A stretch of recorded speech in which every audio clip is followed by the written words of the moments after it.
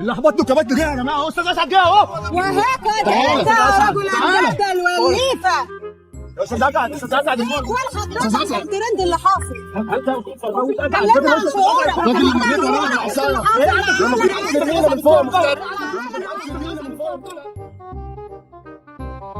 السلام عليكم ورحمة الله وبركاته.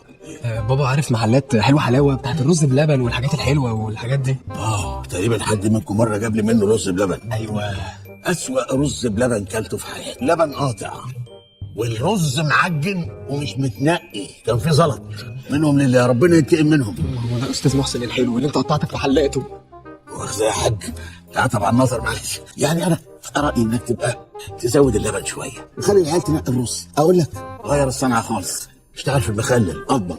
سيبك من الحلويات. بقول لك ايه، عارف محلات لقمه هنيه تكفي 100؟ ها عارفها منهم لله. ليه؟ لقمة هنية ده بيجيب لك صباع كفتة ومعلقتين رز. تقول له الحساب كام يا حاج؟ يقول لك 2000 جنيه. 2000 عفريت يركبوه.